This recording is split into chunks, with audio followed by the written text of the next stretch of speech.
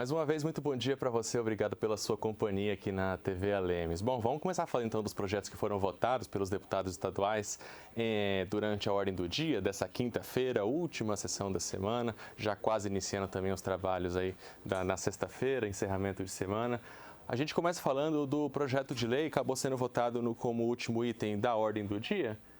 A tela sumiu aqui, mas é o projeto de lei do deputado Lucas de Lima, do PDT, e nós falamos sobre ele ontem, ele foi votado em segunda discussão, e que tratava do prazo de validade dos laudos médicos para as pessoas com autismo e outras deficiências, outras situações que são permanentes.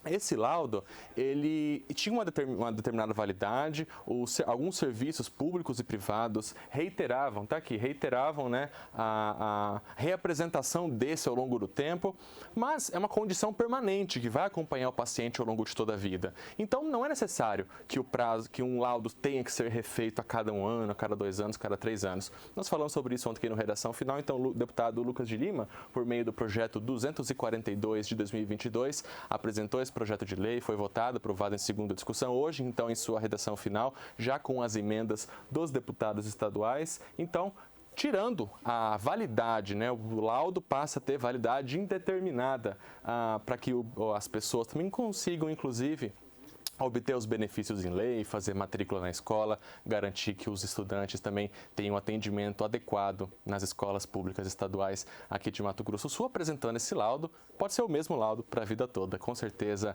para quem tem autismo, para quem tem pessoas autistas na família ou outras situações incapacitantes permanentes, é uma mão na roda, né? Vai facilitar muito, diminuir a burocracia, a matéria então encaminhada para a sanção do governador Eduardo Riedl. Vamos para o próximo projeto, também votado hoje aqui na Assembleia Legislativa pelos deputados estaduais, encaminhado pelo Poder Judiciário, projeto de lei de número 71, matéria discutida, votada e aprovada em primeira discussão. Ela foi analisada ontem na Comissão de Constituição, Justiça e Redação, e que dá o nome de desembargador José Benedito de Figueiredo ao Tribunal do Júri, lá no Fórum de Paranaíba, lá na comarca de Paranaíba.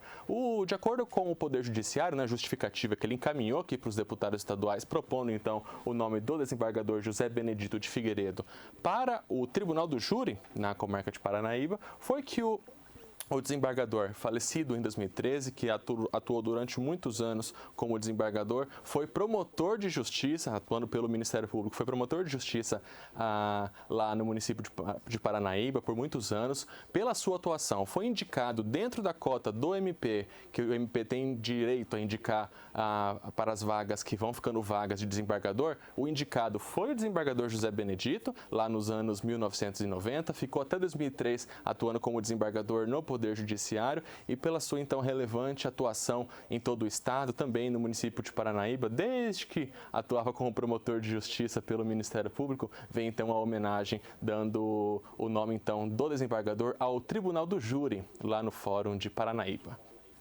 O terceiro e último projeto, votado hoje pelos deputados estaduais, nessa quinta-feira, aqui na Assembleia Legislativa, é o projeto de lei de número 84, em segunda discussão, matéria apresentada pela mesa diretora aqui da Assembleia Legislativa, e que traz o reajuste, a recomposição salarial na remuneração dos servidores do Poder Legislativo. E também, no mesmo projeto de lei 84, atualiza em R$ 200 cada os valores do auxílio alimentação e do auxílio transporte. A recomposição da remuneração dos vencimentos, na verdade, dos servidores, ficou em 2,2%. A Casa de Leis, a mesa diretora, até em respeito à legislação, cumpriu aí em respeito à data base, que pelo nosso estatuto é previsto como mês de abril, então fez a apresentação desse projeto, então trazendo essa recomposição de valores. Eu falei ontem, mas não custa reforçar.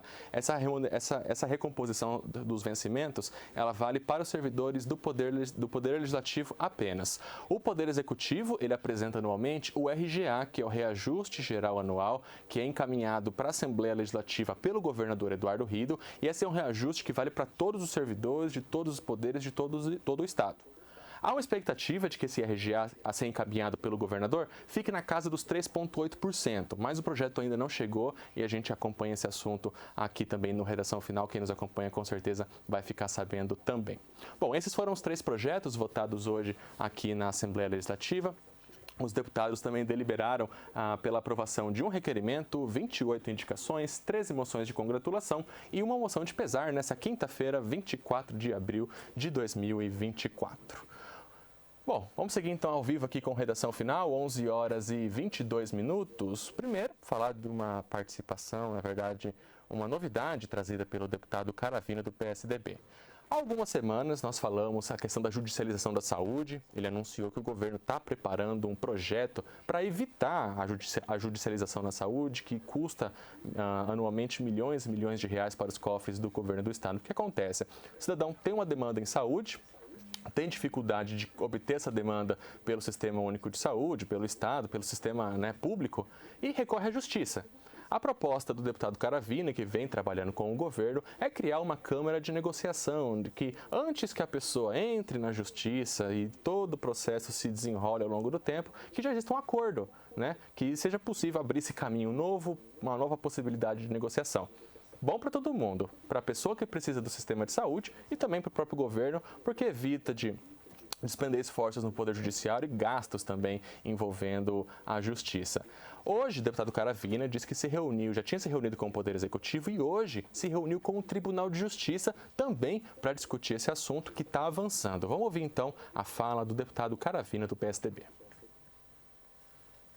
Levar uma denúncia dessa é muito sério, tem que ser verificado.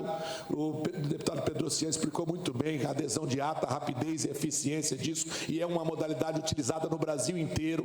Foi licitado, essa ata é licitada em outro município, então ele está já subentendendo que essa licitação feita em outro município ou em outro estado, não sei, detalhes da ata, foi superfaturada lá também, então o Ministério Público de lá vai investigar essa ata. Então é muita balela para jogar para a torcida. Isso é ser leviano, e eu acho que essa casa, vamos olhar esse processo. Eu já mandei uma mensagem aqui para o secretário Dar, vou ver exatamente isso e voltar numa próxima sessão com as informações para dar uma resposta para a sociedade, porque vem aqui, joga a palavra no vento, sai da tribuna e vai embora, porque não gosta nem de ouvir o que nós temos para falar. Então, leviano a manifestação do deputado, está fazendo política partidária, envolveu PSDB, envolveu acontecimentos em outro município, uma coisa não tem nada a ver com a outra.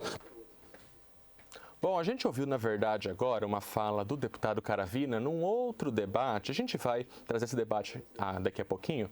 O deputado João Henrique ocupou a tribuna no final do grande expediente para falar sobre uma suspeita que ele tem, alguns pontos que ele levantou sobre uma compra de licitação. A gente vai falar sobre esse assunto daqui a pouquinho aqui no Redação Final. Eu tinha falado anteriormente que o deputado Caravina estava falando da judicialização da saúde, Ele acabou que a gente antecipou um pouquinho o deputado Caravina falando de um outro tema. Será que a gente já tem agora sim deputado Caravina falando sobre as conversas com o Tribunal de Justiça, sobre esse grande projeto de criar uma comissão, um setor dentro do governo do Estado para fazer a resolução de acordos antes que o caso, as demandas da população parem na Justiça, criando todo esse cenário de judicialização da saúde? A gente já tem, deputado Caravina? A gente já tem agora? Vamos ouvir então, agora sim, o deputado Caravina falando sobre essa reunião com o Tribunal de Justiça, sobre a judicialização da saúde e os caminhos para superar esse problema aqui em Mato Grosso do Sul. Já existe lá no Tribunal de Justiça uma plataforma dentro do Sejusc, que é o Centro Judiciário de Solução de Conflitos e Cidadania, que vai trabalhar. Esse centro, a princípio, iria trabalhar só com as questões já judicializadas, tentar fazer conciliação naquilo que já estivesse tramitando na área da judicialização da saúde. Agora não, nós estamos fazendo uma pré-seleção, um pré-acordo, para que antes da ação ser proposta, ela possa vir para esse conselho, através dessa plataforma, e aí com o termo de cooperação com a Defensoria Pública, para que a ação possa dar solução ao pedido antes dela virar uma ação judicial. Então isso passa por uma estruturação do setor lá na SES, que está sendo discutido e autorizado pelo governador Eduardo Riedel, para melhorar o setor, ampliar o setor, e aí junto com a Defensoria, cada vez que o cidadão procurar a Defensoria para propor a ação judicial por falta de recebimento de um medicamento ou de uma cirurgia, antes disso acontecer, esse pedido vai vir através dessa plataforma para esse setor, que envolve todos esses atores, para que possa, um prazo de 5 dias, ser dada uma solução, uma resposta. Porque muitas situações da judicialização, não digo que isso vai resolver 100%, mas muitas ações acontecem por falta desse fluxo bem estruturado. Tem esse setor aí que o deputado Caravina disse que o governo está estruturando. Nessa conversa do TJ já se falou também sobre as ações que já estão em andamento, né? E que um acordo talvez possa ser feito também. 11h27, vamos falar agora sobre um projeto de lei apresentado pelo deputado Pedro Kemp durante o pequeno expediente da sessão de hoje, aqui na Alemes, e que propõe toda uma regulamentação para a doação de medicamentos, não dos medicamentos perto de vencer ou vencidos, mas medicamentos dentro do prazo de validade. O que, na avaliação do deputado Pedro Kemp, pode possibilitar a criação de farmácias populares aqui no estado. Em síntese, esse projeto quer apoiar as chamadas farmácias solidárias de entidades, igrejas, associações que fazem a coleta de medicamentos que estão dentro do prazo de validade, né? E depois, com a presença de um profissional farmacêutico, né, possa fazer a entrega para pacientes que não têm condições de adquirir esses medicamentos. Nós sabemos hoje que os remédios estão com os preços muito elevados, determinados medicamentos muito caros, inacessíveis para as pessoas de baixa renda, né? Então, através dessas farmácias, e eu conheci uma delas, né, numa paróquia aqui de Campo Grande, onde havia essa coleta de medicamentos dentro do prazo de validade, né? E depois as pessoas carentes tinham acesso a esses medicamentos de forma gratuita e com o acompanhamento do farmacêutico, né? Então, isso pode ser uma alternativa muito boa, muito interessante para associações, igrejas, né, comunidades que fazem esse trabalho, mas, claro, sempre com acompanhamento de um profissional. Esse profissional que, inclusive, como o deputado bem explicou, pode confirmar a qualidade dos medicamentos doados. 11h29, o deputado Pedro Kemp voltou a falar durante a sessão de hoje, dessa vez no grande expediente. E o assunto foi o quadro de servidores efetivos, dos professores, na verdade, efetivos da rede estadual de ensino. Na avaliação do deputado, nos últimos 10 anos, a redução desse quadro complica tanto a qualidade do serviço oferecido pelo Estado, como também a saúde da Previdência Estadual. Nós temos, de fato, algumas situações em que você tem que convocar professores. Por exemplo, o professor ele foi eleito diretor da escola, né? Então, ele saiu da sala de aula, vai ser o diretor, e na vaga dele, aí sim tem que convocar alguém, né? Professora que entra de licença maternidade, que no estado é de 6 meses, né? Então, no caso, na vaga dela, tem que ter um professor convocado, porque essa professora vai retornar depois, não é? Assim também, licença saúde e algumas outras situações. Professores que saem da sala de aula e assumem a coordenação pedagógica da escola. Também, na vaga dela, na sala de aula, um professor convocado. Agora, convocar professores para vagas puras, que a gente fala, né? Aí já não pode, teria que ser através de concurso público, né?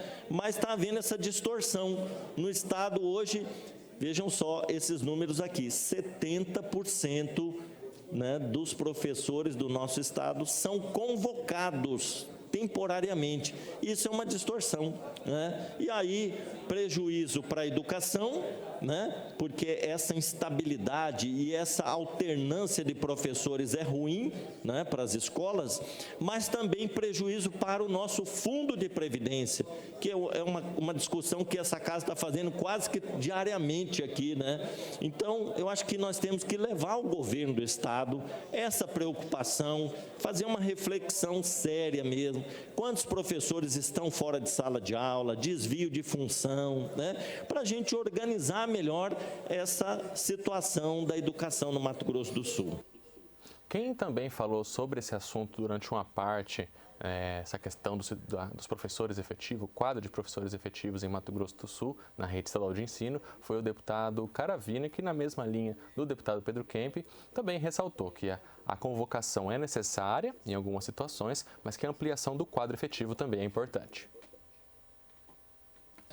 Nós precisamos fazer um levantamento mais preciso com relação aos professores convocados, que efetivamente têm que ser convocados. Porque a gente tem que separar. Exato. Existem professores que têm que ser substituídos por convocados porque eles estão afastados da função na sala de aula para exercer outra função, ou de direção de escola, ou de coordenação, ou cedido a outros órgãos, e aí também é um assunto que tem que ser aprofundado, a cedência de professores, porque quando você cede o professor com um bom salário, que hoje e justamente você tem um bom salário inicial, salário de carreira de professor, os finais de carreira estão com bons salários, você acaba cedendo para uma função que você poderia ser ocupada por servidor com bem menor salário. Então tudo isso tem que ser levado em consideração. Eu não tenho esses números detalhados, a educação acho que pode fazer esse levantamento, de quanto hoje de professores que efetivamente estão convocados em outras funções, porque eles seguram a vaga. Você não pode fazer concurso público daquele professor que está cedido ou que está em cargo de direção, coordenação, porque ele segura a vaga pura. Exato. Mas não é o caso. A gente sabe que nós temos muitos que podem ser substituídos sim por concursados, né? Exato. E que eu acho que é o desejo de todos nós, porque a função do professor não é uma função que pode ser terceirizada através de contratação de empresa terceirizada. O professor tem que ser concursado. Bom, e com relação a essas situações em que um professor efetivo que exerce uma outra função, se licencia e a vaga fica desocupada, o deputado professor Rinaldo Modesto disse que é necessário que o Estado faça um completo diagnóstico para entender qual é a real necessidade da convocação de professores aqui em Mato Grosso do Sul. Eu fui professor durante um tempo também como convocado, a Rose, durante acho que 12 anos deu aula como professora convocada, e aí Vossa Excelência também falou uma coisa interessante, que é essa instabilidade. E de forma muito especial, aqueles que atuam na educação especial. Veja bem, um garoto que tem o síndrome de Down, outro que tem o autismo. Aí, o professor que passa no processo seletivo, que pode ser renovado por mais um tempo, e se ele não passar, vai vir um outro professor, vai ter um outro vínculo afetivo com aquele aluno. Então, é um assunto muito delicado e é preciso que a gente realmente tenha aí um estudo para saber efetivamente o que significa todos esses, na verdade, a maioria dos professores que são convocados, o que significaria isso de custo para o Estado pagando o salário dele, no piso que é o nosso, que justiça seja feita. É o maior piso que existe hoje no Brasil. 40 horas aula, hoje está dando 11.980 e poucos, distante do segundo, muito distante, que é o Pará, que paga R$ 8.002 40 horas aula. Então, qual é o impacto disso? O que significa para esses concursados, fazendo um paralelo em relação à contribuição que não vai para a GEPREV e vai para o INSS? Bom, e fornecendo um outro ponto de vista para esse debate, o deputado Roberto Achioca disse que, na avaliação dele, o professor efetivo, ele consegue, já pela segurança de ser do quadro efetivo e ter uma remuneração maior, se qualificar melhor também ao longo de sua carreira. A questão da educação aqui no nosso estado, eu acho que é bem mais complexa. Eu tenho muita preocupação com isso. Nós temos no estado da ordem de 7 mil professores efetivos e quase 12 a 13 mil convocados. Como o senhor colocou aí, deputado, 30% de efetivos para 70% de convocados. Pode renovar. Isso acaba efetivamente trazendo problemas, né, pelo processo de descontinuidade. O professor faz um contrato temporário, ele não tem segurança. Tudo o que o senhor colocou é perfeito, deputado. E isso, principalmente na questão da educação infantil, a criança se adapta com o professor, chegando no seguinte, já não tem mais aquele, não é o mesmo professor, enfim. Então, o problema é muito sério, isso aí acaba até prejudicando, então, os indicadores do nosso IDEB acaba até sendo prejudicado. E a gente tem que entender que os professores convocados, eles são convocados normalmente para a sala de aula. Os efetivos, às vezes, estão em outros setores, alguns muito readaptados. Então, a gente tem... E para você fazer concurso, tem que ser vaga pura, né? Então, nós temos um problema sério. Mas, agora, a questão econômica, onde nós enfrentamos. Hoje, um professor convocado recebe 70% a menos que o professor efetivo.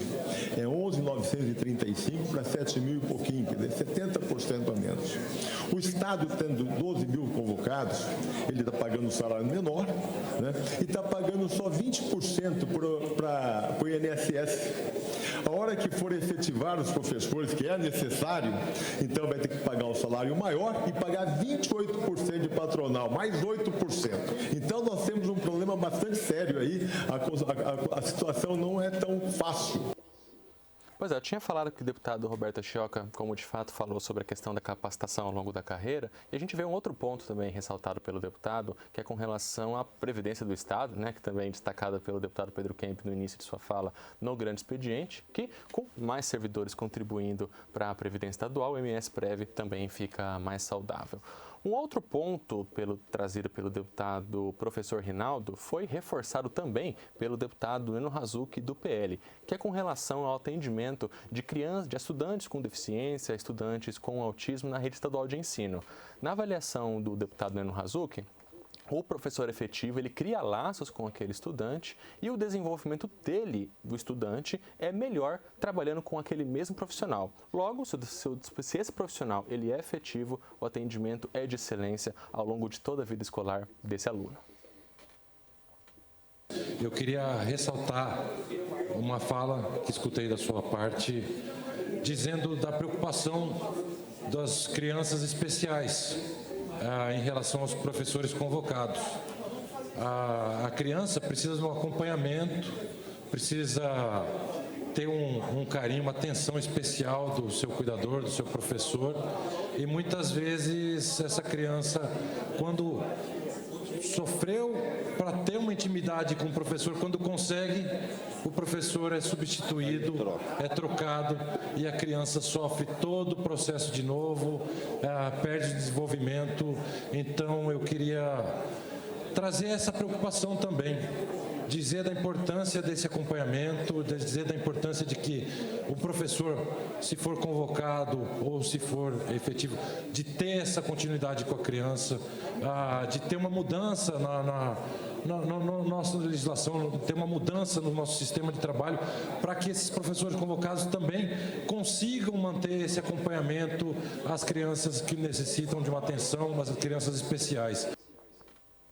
11 horas e 40 minutos em Mato Grosso do Sul. A gente segue ao vivo aqui com Redação Final pela TV Alemes, canal 7.2 para Campo Grande região, mas também transmitindo ao vivo pelo YouTube da Assembleia Legislativa. É só você pesquisar, para quem está assistindo pela televisão, Assembleia Legislativa de MS, é bem fácil achar por lá. Você confere todos os materiais produzidos aqui pela TV, reassiste as sessões também.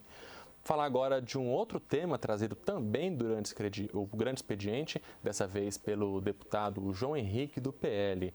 Ele destacou uma licitação, uma adesão de ata, né, que é como se o Estado ele aderisse a uma outra licitação feita num outro município, num outro estado, para comprar certos produtos.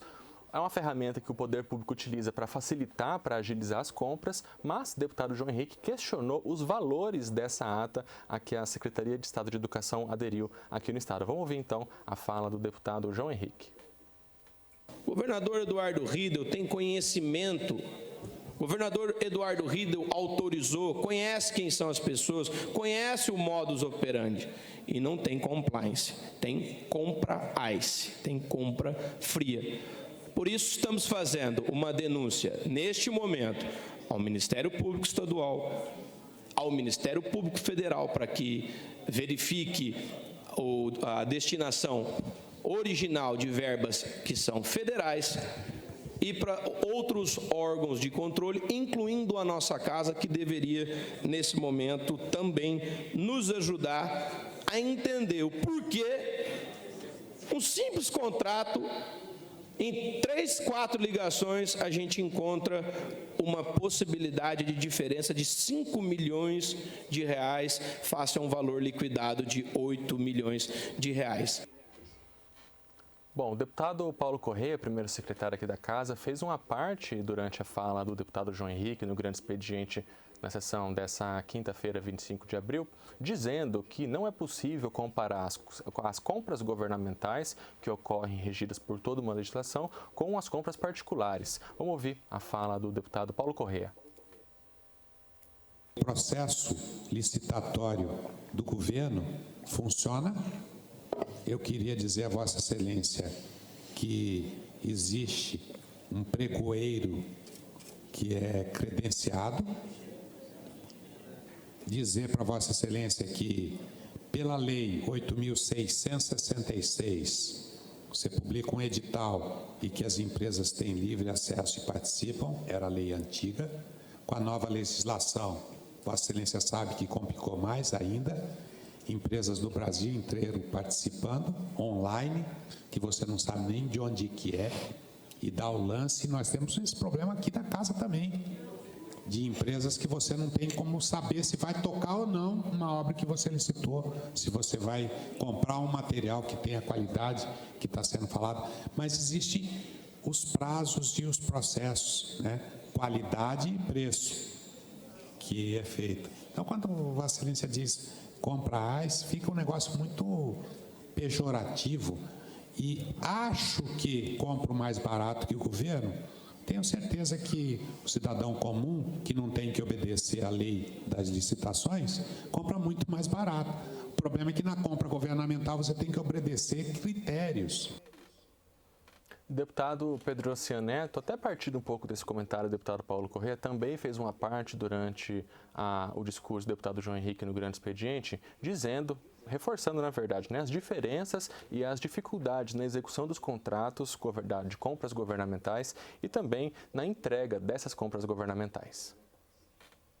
Muitas vezes, você dentro da gestão pública, e você vai se relacionar com esses fornecedores, pode ter certeza absoluta. O cara fala que vai entregar um determinado material, aí você chama um técnico para analisar, não é a mesma especificação, não é o mesmo material, não é a mesma durabilidade, não é pronta entrega, não tem os mesmos, a ergonomia para que possa atender aquele aluno, não tem as características que foi ser desenhado. Então, muito cuidado, que eu não quero dizer que o trabalho que Vossa Excelência não fez e não está de qualidade, o senhor está dizendo que são as mesmas especificações, né? Vamos tomar isso como o princípio, mas eu quero dizer o seguinte: vamos analisar a fundo que pode ser que não seja a mesma. Na ocasião em que nós estávamos aqui no passado discutindo, por exemplo, CACEMES, discutindo sobre planos odontológicos, e nós fomos a fundo, não era a mesma coisa. Até mesmo o fornecedor que o senhor apresentou aqui, essa empresa ofereceu quando mostrou para Vossa Excelência o preço, não era o preço com a cobertura total. Então, na realidade, talvez o fornecedor possa ter levado Vossa Excelência ao equívoco. Bom, e o deputado Caravina também participou do debate, disse que vai pedir informações ao governo do estado sobre essa compra governamental criticada pelo deputado João Henrique, mas ele criticou o que, na avaliação dele, seria um uso político do tema. Levar uma denúncia dessa é muito sério, tem que ser verificado. O deputado Pedro Oceaneto explicou muito bem a adesão de ata, a rapidez e eficiência disso, e é uma modalidade utilizada no Brasil inteiro. Foi licitado, essa ata é licitada em outro município, então ele está já subentendendo que essa licitação feita em outro município ou em outro estado, não sei detalhes da ata, foi superfaturada lá também, então o Ministério Público de lá vai investigar essa ata. Então é muita balela para jogar para a torcida. Isso é ser leviano, e eu acho que essa casa, vamos olhar esse processo. Eu já mandei uma mensagem aqui para o secretário Dar, vou ver exatamente isso e voltar numa próxima sessão com as informações para dar uma resposta para a sociedade, porque vem aqui, joga a palavra no vento, sai da tribuna e vai embora, porque não gosta nem de ouvir o que nós temos para falar. Então, leviano a manifestação do deputado, está fazendo política partidária, envolveu PSDB, envolveu acontecimentos em outro município, uma coisa não tem nada a ver com a outra. Então é isso, 11 horas e 46 minutos em Mato Grosso do Sul. Com essa fala do deputado Caravina, a gente vai encerrando a edição de hoje aqui do Redação Final. Lembrando que amanhã, 8h30 da manhã, tem Jornal Parlamentar ao vivo para você acompanhar aqui na TV Lemes, com um resumo completo de todas as discussões da semana. E eu reforço, acesse nosso site, nossos veículos também, nossas mídias sociais, nosso YouTube é o Assembleia Legislativa de MS. O nosso site, para você também conferir outras notícias, é o www.al.ms.gov.br. Antecipadamente, já te desejo um excelente fim de semana e o Redação Final volta na semana que vem, logo após a sessão plenária. Tchau!